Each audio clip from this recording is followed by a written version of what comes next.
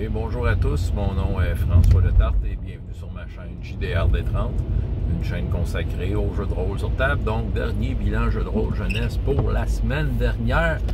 Pas le dernier pour vous cette semaine parce que là j'étais en ça sur plusieurs jours.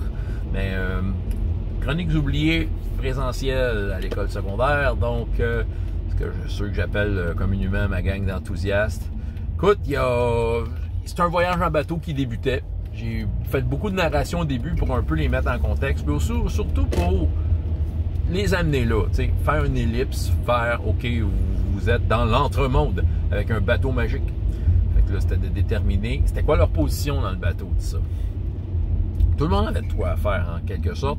Certaines choses, tu sais, des fois, quand ils n'allumaient pas, tu sais, je les rappelais que « Ah ouais, mais t'as telle capacité, tu pourrais peut-être tu sais, faire ça », tu sais. Fait que, tu sais, dans le fond, je leur proposais des trucs, puis tu sais, dans le fond, ils choisissaient ce qu'ils voulaient. Encore une fois, des discussions, des échanges quand même assez intéressants. À un moment donné, ils se sont fait visiter par des âmes perdues, parce que l'entremonde, c'est ça, c'est un peu comme un endroit où les morts, les âmes, en fait, ne sont pas, ne reposent pas en paix.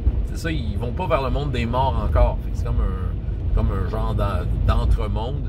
Pour ça, ça s'appelle de même. Puis, c'est ça, ils sont plus du tout à visiter. Il a fallu qu'ils négocient un peu avec eux autres, avec des arguments. Chacun avait des arguments, puis des beaux discours, sérieux. Ils se forçaient quand même un peu. Puis, il y avait toute une façon d'un peu les mettre de leur bord. Ils ont très bien réussi, OK? Ce qui les a amenés au voyage. Mais là, j'ai mis une difficulté que j'avais prévue, c'est-à-dire un genre de gros tsunami qui s'en venait dans cette mer. Soit dit en passant, la description, sans clairement dire que c'était ça, je m'imaginais du sang avec des globules. Dans le fond, ils voyagent dans un endroit où, tu sais, ça a l'air, c'est comme s'ils étaient dans du sang, puis des globules rouges qui sont géantes. Dans le fond, c'est un peu ça.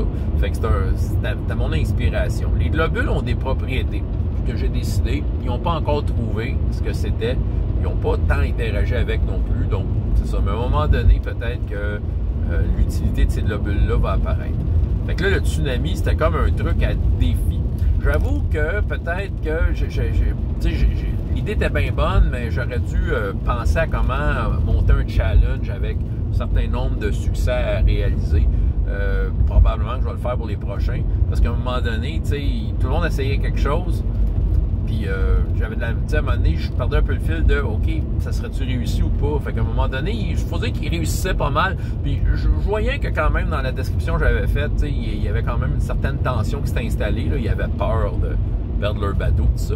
Ça finit que ils ont réussi à faire une brèche dans le tsunami avec l'aide du tardigrade qu'ils ont apprivoisé. Il y en a un autre qui a un pouvoir un peu comme un genre d'explosion psychique, là.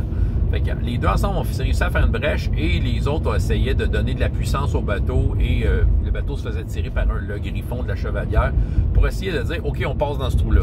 Mais le bateau a fait un peu de drift, fait que la poupe et l'arrière du bateau a comme frotté dans la vague, ce qui a brassé et la séance c'est fini que là ça brassait, tout le monde a dû faire un test de dextérité et il y a 4 personnages qui sont tombés par-dessus bord. Fait que là, ils savent pas ce qui va se passer parce qu'ils sont pas vraiment dans l'eau, ils font comme flotter dans l'entremonde, mais un peu comme des mouches sur une beurrée de confiture.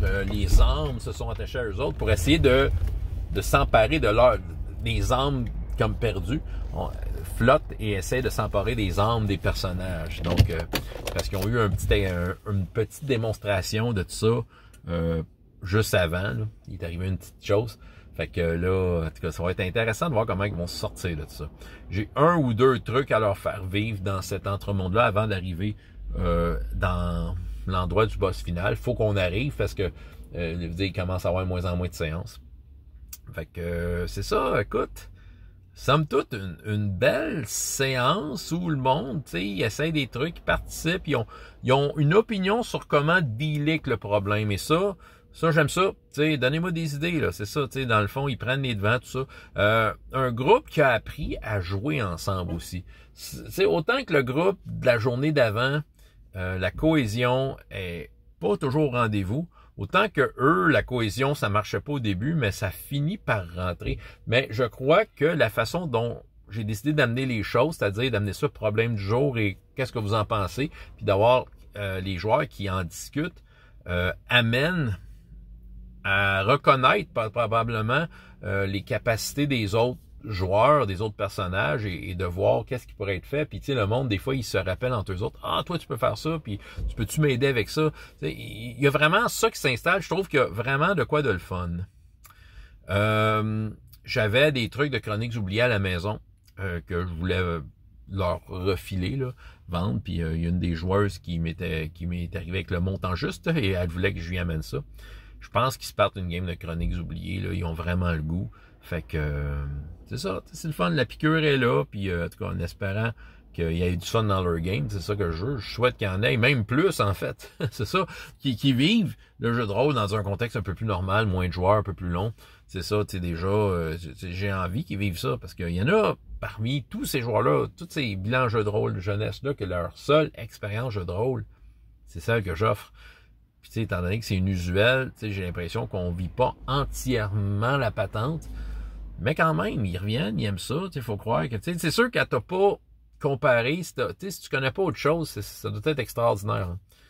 À un moment donné, tu vas comme comprendre que, tu sais, il y a d'autres façons d'amener ça, là. Tu sais, j'ai un exemple c'est là 2 ans, là, il y a un jeune qui est bien ami avec ma gang précédente, là, de la journée d'avant, qui est bien ami avec eux autres, puis qui joue avec eux autres dans leur game, puis il était venu à mes games, puis il est venu une séance, puis il est pas resté en se disant, ben c'est pas du vrai jeu de rôle. Je l'ai repris en disant, non, c'est du vrai jeu de rôle, c'est juste parce que c'est plus court. Moi, je pense que ce qu'il voulait dire, c'est que c'était pas l'expérience qu'il était habitué, parce qu'il jouait déjà. En tout cas, j'ai essayé de raconter le truc. François Letarte, JDR de 30, et jusqu'à la prochaine fois, il y a autant de plaisir dans la vie que dans les jeux. Au revoir!